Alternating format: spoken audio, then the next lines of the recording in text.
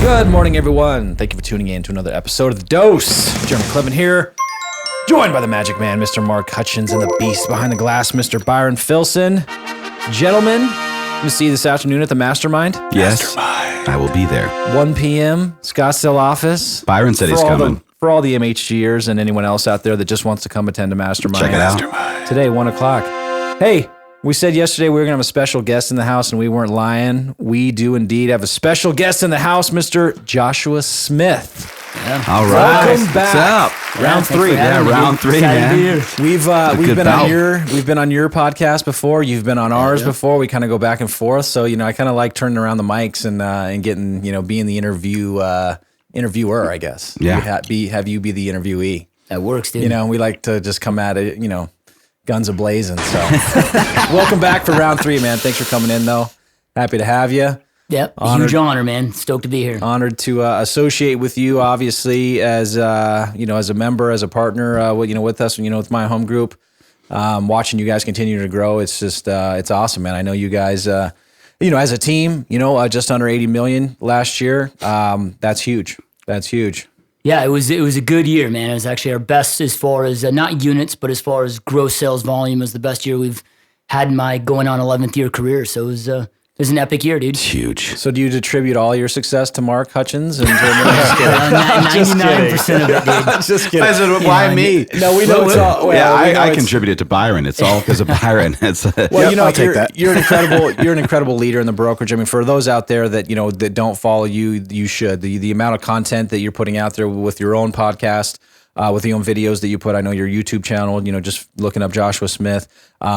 But obviously the value that you provide, to your team is off the charts. And so, we know that it's not Mark doing it. It's obviously, you're, you're a tremendous leader, obviously, of your team and inspiring the entire crew. I mean, is not easy. I mean, doing 80 million doesn't happen by accident. So yeah, no, I appreciate the kind words, man. And like I said, it's been, this will be my 11th year. Yeah. In sometime April, May or whatever. So 11th year in the business. So it's been a hell of a journey, dude. But what's cool about it is every year I've been able to step out of the industry that much more, and then my productions went up, right? So this year, as far as my real estate business, and you guys can't see this, but the position that they have me on, like I'm in the middle, and then Jereme's on my left, Mark's on my right, so I feel like a listing presentation where the sellers will sit you down in the living room, and each spouse is on the other side of you, and it's like you're playing a swivel game the whole time. Like, who the hell do I look at, dude? We kind of have you cornered. Yeah, we cornered you. Byron, we're gonna need you to come in here too and just kind of fill the other side of this. Yeah, but yeah, I mean, it's been cool, man. Being able to in the beginning, of course, you're looking at this as the lens through a realtor, as a salesperson, and over time you learn that, hey, in order to achieve massive success, I've got to become a great entrepreneur. Really, my ability of being a great realtor has nothing to do with my success in this business, which most people can't grasp. And every year, I mean, last year was the least amount of hours I actively worked in my real estate business, and by far the most production we've done. So it's been a fun ride, and just continue growing it. Yeah, I mean, we have a ton of synergy, with you in many different levels, looking at yourself, treating it like a business, operating as businessmen and women out there, and, being consummate students. You're on a constant grind for knowledge. So I want to start there. What's something right now currently that you're feeding your mind? Book wise, I'm actually reading The Entrepreneur Mind. That's all about the entrepreneur mindset, right?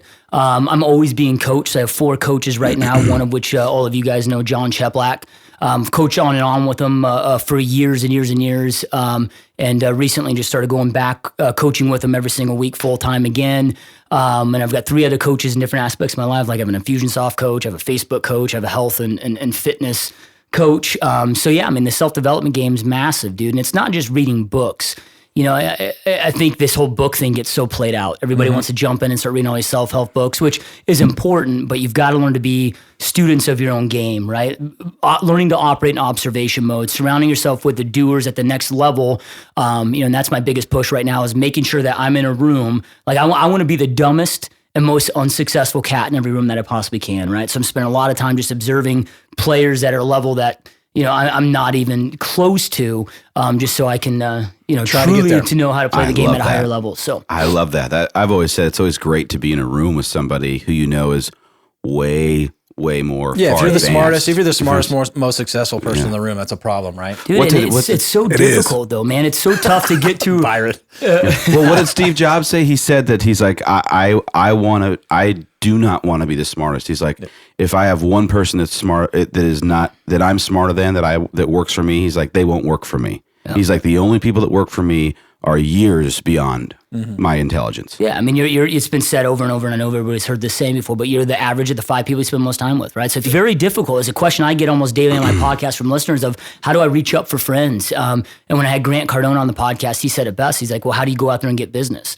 You got to treat your friends and the people you want to surround yourself around just like you would getting a business client, right? You got to be that aggressive with it. And, leveling up over the years, I mean, I'm so laser focused on this, and this has probably been one of the biggest factors that's changed my life in every aspect of it, more so than anything, was getting laser focused on this. Like, I will not spend time with anybody that I deem to be unintelligent, right? If I'm not getting better by hanging out with this person and hopefully also contributing to them, I'm not just a taker, right? Then I'm not going to spend time with them. It's just not going to happen.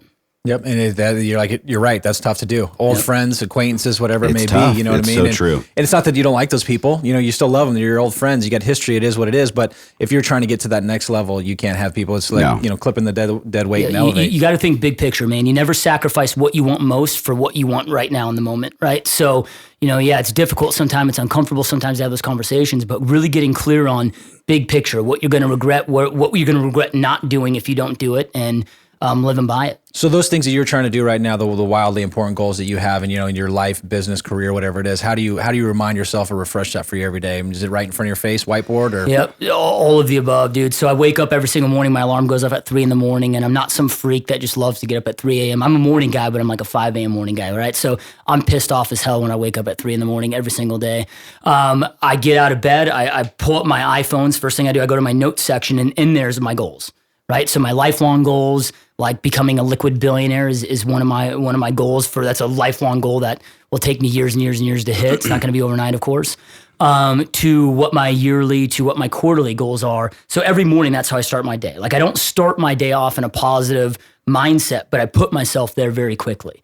Right? So, but yeah, I'm reviewing, man. I've got posters, they're on my whiteboards, vision boards. I'm reviewing my goals probably, I'd say on average, a good 10 times a day. Wow. Right? And this is a question I get a lot all the time too, is like, dude, how do you stay so pumped up? How do you stay so positive? I'm like, dude, I'm no different than anybody else. When I wake up in the morning, I'm pissed off. All I want to do is go back to bed. Like, I don't want to get up and start this day, but I review my goals. I put myself in that positive mindset very quickly. Then let's say 2:00 comes, man. I got the afternoon brain fog going on. I'm getting wore out. I don't want to do this. Again, I whip the goals out, remind myself what's most important.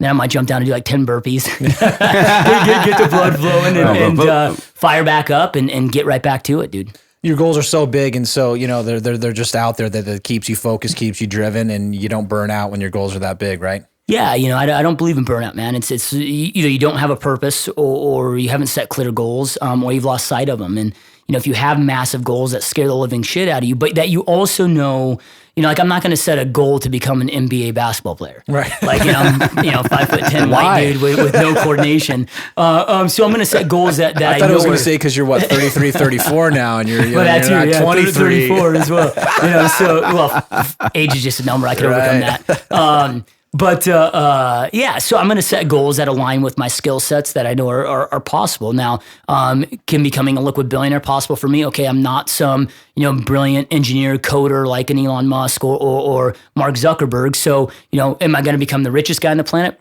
Probably not. Right? I'm not saying that that's not possible. I'll leave that option open. But I know becoming a liquid billionaire is absolutely possible if I'm disciplined, if I make the right decisions. But again, you got to make those hard decisions now. You don't sacrifice what you want now for what you want most. So, right now, 2015, I made more money, not just in my real estate business, but now we've started other businesses and creative businesses where I make a lot more money in those businesses than I actually do my real estate business now.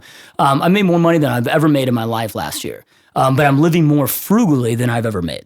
Or ever have done, right? I mean, I'm watching every penny, everything's on a budget, and I just keep reinvesting and growing new businesses, investing in new businesses, just in assets, and getting diligent on it. And I know dude, I'm 34. It may take me till 90 to become a liquid billionaire, but if I keep making right decisions, small right decisions every single day, it will absolutely happen. I love that right there. I mean, people need to hear that, and that goes for the business, health, life, whatever it is. Yeah, it's small. And I know you talk about a lot about winning the day.